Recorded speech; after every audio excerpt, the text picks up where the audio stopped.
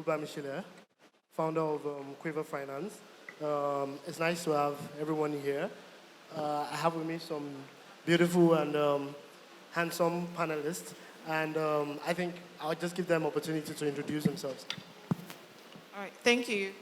My name is Isoken Aigbomian, Regional Sales Manager at Moniepoint.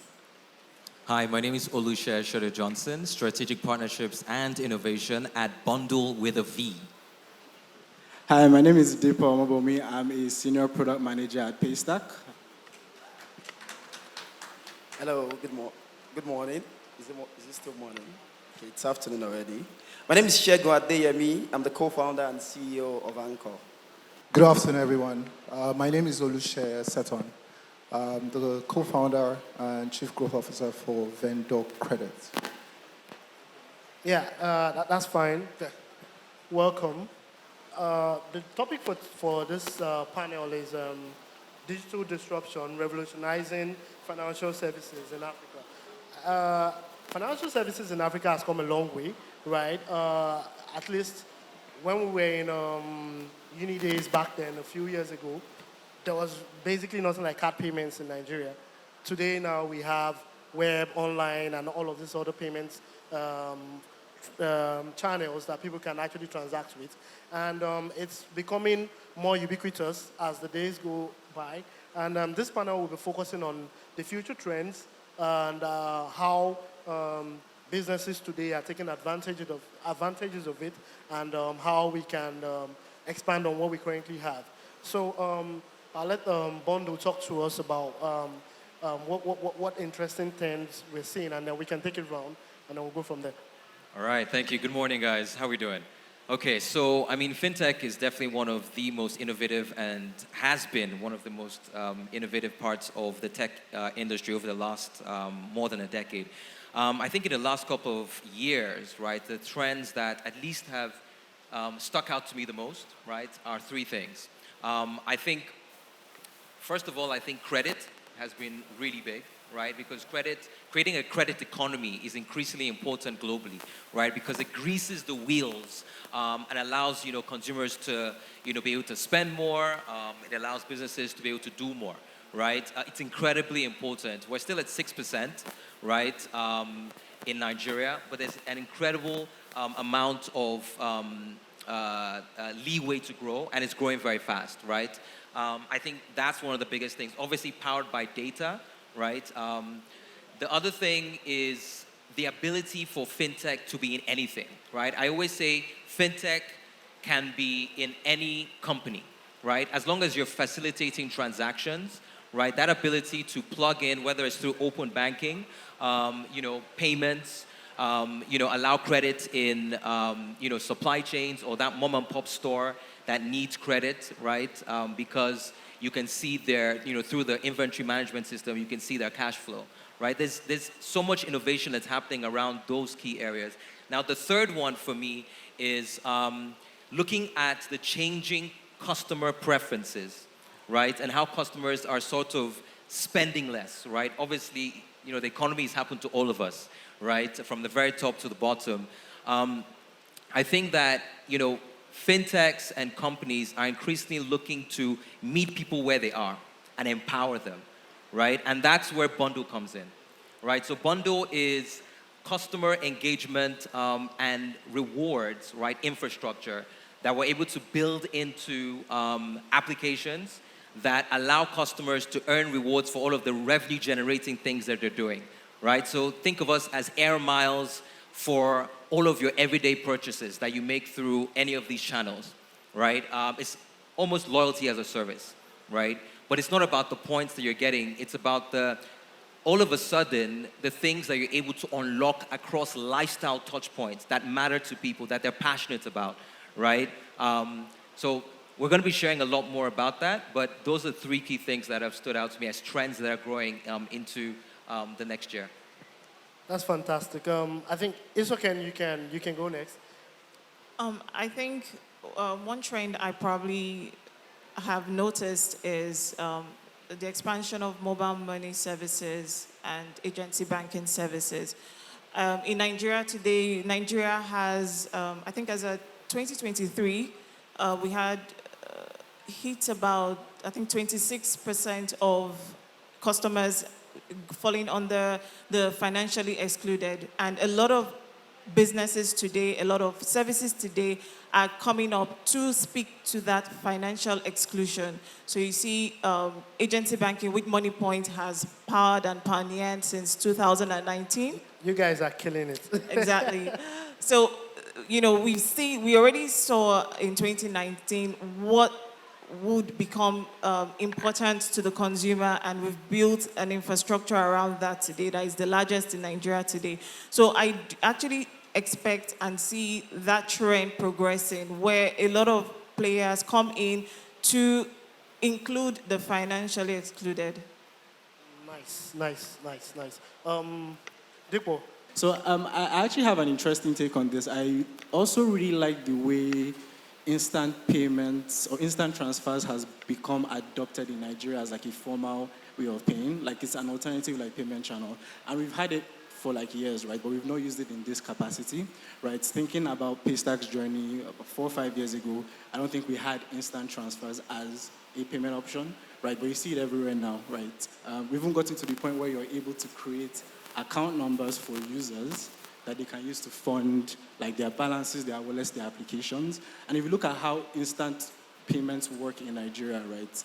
I would say like Nigeria probably processes the most instant payments in the whole of Africa. Like if you look at the whole world, probably in the top 10 as well, which is huge, right? And that is a testament to like the infrastructure that has been built to like power instant transfers in Nigeria. And I think like if you look at how it's changing the financial landscape, I think it is fostering like more trust, right, between buyers and sellers, right? Just that assurance that you can go to a till, send money to someone, they get it immediately, you see your alert, you know, and move on with your life. So I think that's something that is changing the payment landscape as well. Segun, from the point of view of an infrastructure player, I think you see a lot of new businesses that are coming up. Can you give us some new trends, some new business models that you see playing out more? Yeah, thank you. For us, because of the kind of infrastructure we provide, we see companies who are trying to do different things. And I would start with everything now having a wallet. So before now, you would see, you know, if you want to include payment in your application, it would be probably just integrate with Paystack and then you can accept card payments. But what we've seen lately is that most applications, most digital applications, irrespective of the category, they all now want to have a digital wallet that can be funded and that money can be spent within that ecosystem as a way to store value and also create retention. And we see a lot of businesses who typically want to have that capability, which is part of what we provide to them at Anchor. Another one that has become very prevalent lately as well is what I call the dollarization of the economy, which is, you know, depending on how you think about it, can be quite unfortunate for the macro. Almost every company that comes to us lately has some FX use case. Everybody wants to do something that, you know, allows them to offer some form of virtual USD card, USD account, and that's because of the devaluation of the currency that we're seeing. The individuals are trying to earn USD, they're trying to earn FX. So the demand for the platforms and the infrastructure that will allow them participate in the global economy, earn FX, you know, make payments in FX is increasing day by day. So even some businesses that are not obvious, you'll be like, okay, what's the FX use case for this business? But they can actually make a case for it because of the state of our currency today, which, like I said, depending on how you think about it, can be both positive and negative. But that's another major trend we've been seeing in recent times where there's almost like an FX angle to a lot of the requests that we've been getting. And we can go a bit further into that. Sheye, I think you can go next from Vendocredit, right? Correct. I think your business is actually quite interesting because it goes a long way, especially when you talk about small businesses, which constitutes about 60 to 70% of the economy in Nigeria. So I think you can share some insights on what you see as well. Thank you. So the actual figure is about 98%, right, of businesses are SMEs. I think the last stat was roughly about 42 million, if I remember clearly. I mean, what we focused on in Vendocredit, right, is to focus on SMEs because, I mean, SMEs are large and the funding requirements that they need cannot be provided by one person, right? So what we've decided to do is segment the market space and focus on supply chains, right? So just as in every other sector, right, in supply chains as well, SMEs are the major drivers, the major participants in that space. And we've seen over the last 5 years that we've been doing vendor credit, what we've been able to realize is the requirements that they need. The supply chain industry is old. I mean, it has existed since. But the challenge with them is that a lot of their processes are still very manual, right? Businesses still suffer from the fact that, you know, you, as a small business, you gathered capital from friends and family to fulfill on an order that the corporate has given to you. And then on due date, you know, you supply. They tell you they'll pay you in 30 days, right? And on day 30, you're still looking up to wait for that payment to come. So the actual fact is 30 plus X that you get your payment from. So we need to think about what we're trying to do with vendor credit is be able to unlock capital, because what that means is that when your capital is tied up in a transaction, guaranteed 30 days is a lot of time for business. Opportunities will come your way. You need to pay your salaries on, you know, within that 30-day period. And because your capital is tied in there, you really can't do much. So what we're trying to do at Vendor Credit is to provide capital for them, right, using matrices that we've developed in-house to be able to determine who is eligible to get what. Unlock capital for them so they can pursue other opportunities that come their way. And that's on one side. On the other side, we're also seeing opportunities for bundles, right? So rather than just offer customers credit, you see opportunities to embed it with something else. So for instance, insurance. I mean, everybody knows SMEs are one-man businesses. And the risk of running a one-man business is the fact that if anything happens to that person, that's the end. And healthcare is not something that is widespread right now. People always still have to pay out of pocket just to access healthcare. So what we're doing in vendor credit is to bundle it, right? So we're offering credit, but we're offering health insurance, credit life insurance, and other forms of insurance to ensure that these SMEs are well catered for, even when on their up days as well as on their down days. But there are a lot of other things as well. We see a lot of collaborative opportunities. We see a lot of ERP opportunities. But most importantly, the one that excites me is embedded finance.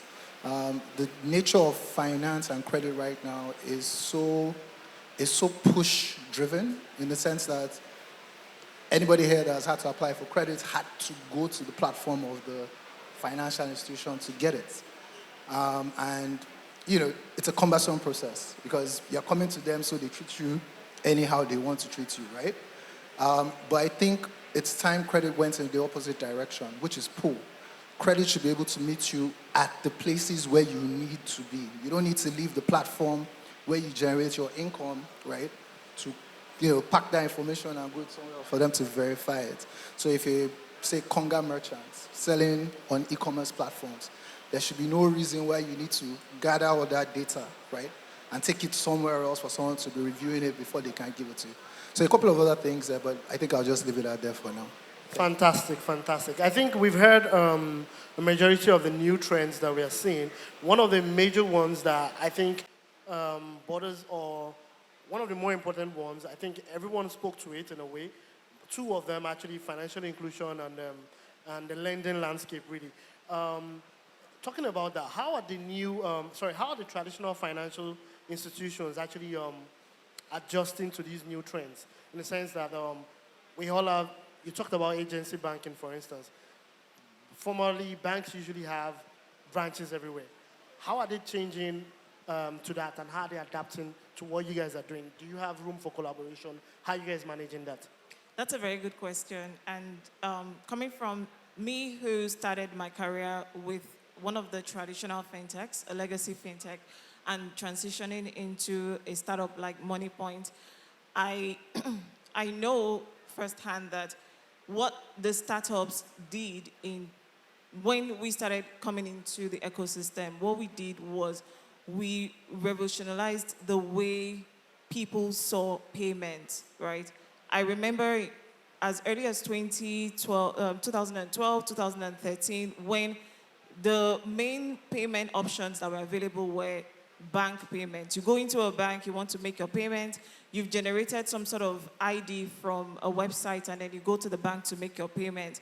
However, when Moniepoint built the payment gateway called Monify, what we did was we showed businesses that they could provide their customers with better options, more convenient options for them to make payments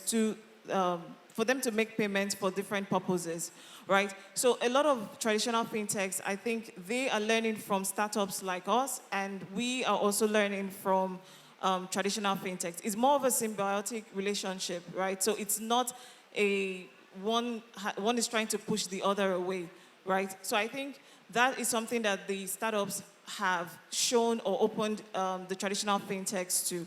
Like Monify, I usually tell the story about how in 2019, when Monify, the payment gateway of Moniepoint, was created, it was created out of a need. What was the need? We noticed with a number of our businesses, a number of our partners, that customers of these businesses were reluctant to use card as a payment method.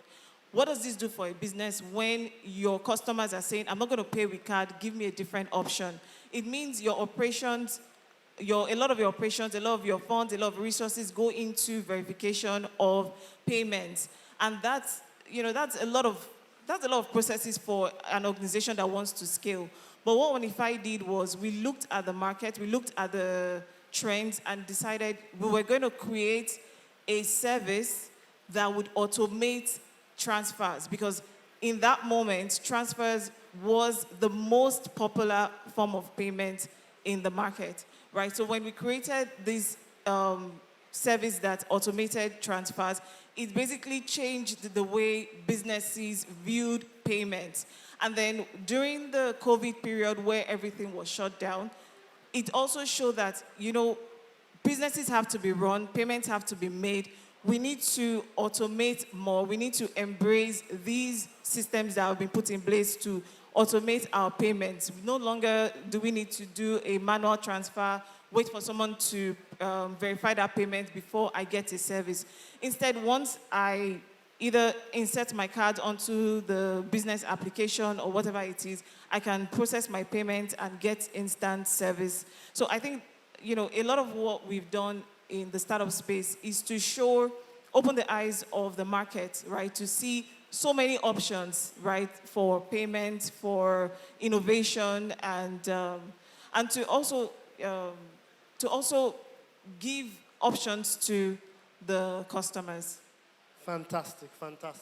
Shay, if we're looking at the landscape, is there room for collaboration in general between traditional financial institutions and fintechs and startups? Because, like Isoken said, it's not a competition, really. The sky is big for everyone to fly, but in what ways are we looking at collaborating with all of these legacy businesses?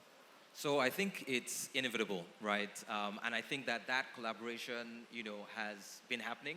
I think going forward, we're going to see banks, allowing businesses, fintechs, most of all, right, to sort of, collaborate and leverage on their infrastructure, right, so that they're able to, reduce their cost of funds, attract, lower cost deposits. But I think one of the things that banks are seeing the most, right, is that they have to deepen the relationships that they have with customers, right? They have to personalize, right, their offerings. And then also, especially at a time like this, there has to be that sense of empowering people at their, most vulnerable, right? Because of just the economy, right? So they're looking at doing this, they're looking at partnering, but and they're in a stronger position than they were maybe 6 or 7 years ago with their own digital platforms as well. But what we have been doing is we're looking at partnering with, insurance companies, banks, fintech, and what we're doing is we're empowering their digital platforms with the ability to drive deeper relationships, right, with their customers through the data that we have, as well as tying rewards towards the actions that people take that create revenue for them, right? So you can envision an insurance company that's able to incentivize customers to, have positive behavior towards repayments, right? So if you pay your payments, on time every 6 months, you're getting a bigger reward, right? Or if it's a bank, you're pushing the digital, adoption of their platform. So, Bundle is coming alongside the fintechs and the banks, right, to build out a collaborative environment where, it's a win-win situation. So I don't think we can classify Paystack as a startup anymore. You guys are OGs now. So maybe you can tell us a little bit about what the government can do, and in terms of regulatory compliance, how are there regulations? Because there's a lot of uncertainty, right? We were talking about it backstage. There's a lot of uncertainty about small startups starting businesses and even larger corporates. What do you think the government can do to smoothen the regulatory landscape and also foster collaboration as well? Yeah, very good question. I think when it comes to pushing regulations, right, we need to see it as a joint collaborative effort, right, and not as, okay, this is what happens from today, right? So I think something that can be better is the government forming relationships with all the players in the market, all the stakeholders, to almost present and talk about what their motivations are for pushing new regulations and how these would impact the economy at large. Because at the end of the day, everyone wants to win, right? The government is looking for ways to boost the economy, looking for ways to create financial inclusion to people, right? But you can only do it if you critically think through how policies can get us there, right? So from thinking about, what type of payment channels, right, do we want to create in the economy to reach people that don't have access to, let's say, bank accounts, right? That's a good example, right? So just that collaboration, that due diligence, that critical thinking to figure out what exactly we need. And the way I say it is a joint effort, right? It's not something that, that can be done in a silo. Yeah. Facts. I mean, technology moves faster than government anyway. So at the end of the day, they will just have to catch up with us. So moving on to financial inclusion, Segun, what can we do, right, with these new trends that we have? What new business models can we create, right, to boost financial inclusion? I know Isoken already talked a lot about agency banking, which goes a long way, but can you give us some more insights coming from the infrastructure end of things? Yeah, thank you for that. I think the first thing is we have to acknowledge the progress we're making, because, I was just looking at some numbers recently. It took a traditional bank like GTB about 34 years to get to 23 million customers. And OPay has about 40 million customers. I mean, we can have a conversation about how many of them are active. And it's taken them just about 7 years. And that's the power of, digital financial services. Because if they were trying to go through the traditional model, there's no way they would have achieved that within that time. So it tells you that we are doing much better than where we're coming from. The rate of inclusion, again, depends on how you want to define it, has significantly grown to well over 63% over the last 5 years, compared to, say 2010 and before. So we're making a lot of progress. However, there's still a couple of things that needs to be put in place at the more fundamental level for us to see increased inclusion. And when I'm talking about financial inclusion, it's not just about people having access to basic wallets or accounts, but actually having access to real banking. So credit, mortgage, savings and investment, actual, banking services beyond just being able to make payments. But that is difficult to do if, more than half of the population still do not have access to something like NIN. So I think we've just crossed over 100 million people that have access, that have NIN, despite the investment. But, if we are truly up to 200 million, it means that there's still a lot of work to do. And everything starts at the level of digital identity. Can you even map the people you have in the country? On top of that is, these people have access to a form of verification or, identity that you can even use to offer them some form of financial services. Then you build on top of that some of the credit infrastructure. That, okay, this person has an account, but do they even have a job? Do they even have a business? For you to even say they want to participate, because sometimes the reason people don't even bother to create an account is because they're like, oh, I'm just too poor, I don't need an account. If somebody's making 2,000 naira a day, it's not even enough to cover the bills. And I'm telling the person, come and open an account. The person is like, really? What do I need an account for? Because the money will finish before that day. So there are very strong fundamental issues that we can't digitize our way out of, that are more at the macro level. But the things that we can control, which is the things that we focus on, I usually tell people that the number I mostly look at is the BVN number, which is about 61 million people right now. So I'm like, that is the addressable market truly today, that have access to maybe at least a digital wallet or a Momo account or something. So you build with that in mind, saying, okay, for these people, they're already semi-included. We can increase the level of inclusion. We can offer them more services that would make their life better. But the bigger opportunity is those other 100 and something million people that are not yet even included at all. What do we do to get them included? But, I think it was Shaya that mentioned that it's collaborative. It's not just for fintech. We can bring the innovation, we can bring the insights, we can bring the ideas, but we still need, the regulation that supports it. We still need the infrastructure that supports it. We need a higher level of education that supports it. So it's just that constant engagement where everybody comes to the table to say, okay, this is what we bring to the table, and this is what we can do, and this is what we are doing from a digital innovation standpoint. And also the regulators are also putting in policies that continue to drive, this innovation that would then cumulatively lead to an increase in the level of financial inclusion. But financial inclusion is not purely a fintech thing to solve. It's a general, it's a much deeper thing to solve. But we've made significant progress across all metrics that you may want to look at. Thank you very much. Thank you very much. You talked about something that I really liked. We tend to over-technologize, if that's a correct English, some of these things. There are a lot of fundamental problems that technology is not even, you shouldn't even be talking about technology to solve them yet. And I like that you brought that up. Shaya, can you talk to us about some future trends as well? Just to wrap up, some future trends that are coming into place. We know about the blockchain, decentralized finance. We know about some of all these things. How can we bring them into our ecosystem, to localize them and actually make them work?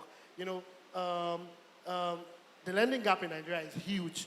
It's a lot. And what can we do, to solve this problem with newer future trends? Great question again. I think a lot of things are new that are coming up, right? One of them I mentioned was embedded finance, which basically changes the approach in which people access credit going forward. Another one that is interesting, obviously, is AI. And this is us translating from AI just being a buzzword to actually being implementable in service delivery that both fintechs and all technology companies are able to access. And for you to do AI successfully, obviously you need data, right? You need big data that is properly stored, properly synchronized, in a format that can be easily decipherable. So that's something that's also key for things to look at. I think insurtech is a place where a lot of people are not paying attention to. Insurance in any other advanced or civilized markets, right? In Nigeria, there's an anomaly where the banks are bigger than the insurance companies, right? In every other part of the world, it's the other way around. So I feel when it comes to insurance penetration in Nigeria, we're very low. I feel there's a lot of technological inputs that can go there. I think bundling and complementarily selling insurance is something that's also going to be very key going forward. And then I think collaboration at the end of the day. I think open banking presents a huge opportunity for us, provided that all the participants actually play according to the rules. I think the banks, the traditional banks in this case have been somewhat taking three approaches. Some decide to put their head in the sand, right? Some choose to collaborate, but their definition of collaboration is very, very low, right? They're like more like, let's see what you can do while we give you this, small piece of thing to run around with. But it's a starting point, and the expectation is as businesses, fintechs do well with it, trust would increase in them. And then the last set of banks, or the last set of traditional guys that have chosen to compete, right? They've looked at it and seen what boys are doing, and they're saying they don't want to be left out. If I was going to give an advice, what I'd be suggesting is that the banks should adopt more of the telecom model, right? Where the telecommunication guys open up their data, right, and their customer base, and what they allow this revolution we are seeing now happened in telecoms as well with value-added services, right? Where people created products that were hosted on the telecoms platforms, right? And it served the customers. And what it did for the telcos was it generated new lines of revenue for them. So banking, I would suggest that they take a leaf from what the telco guys did, and it'd be very exciting times for everybody going forward. Thank you. Thank you very much. Thank you very much. And that brings us to the end of our session. Thank you to the panelists, Isoken, Sheye, Dipo, Shego, and Sheye again. I think we had a very great conversation, and I think we all learned something. I think I see some hands. Maybe we can take a question. Okay. Okay. Do we have...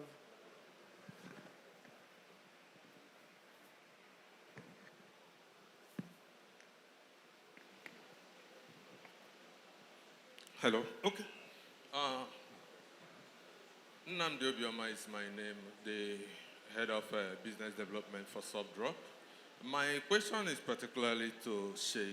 There is this phenomenon that we normally experience with online transactions. For example, you go to Instagram, you see a product you want, and you want to buy it.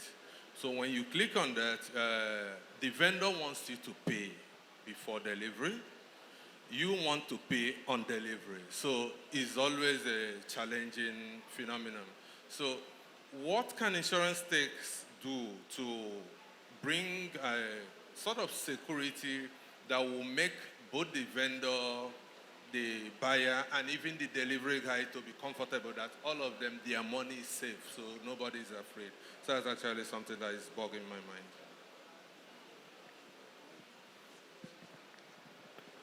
Thank you very much. That's a very brilliant question. So I see an opportunity in there because the underlying issue here is trust. The seller of the product does not trust the buyer of the product. That if he releases his good, there's no guarantee he's going to get his funds back. I see escrow opportunities in there where fintechs can create escrows that allow, where basically what you're doing in that case is release the funds to me, right? If the goods get to you and they are not satisfactory, we return the goods and return your funds to you. So that's an opportunity for escrows to solve that kind of problem, and fintechs can provide that for them. Thank you.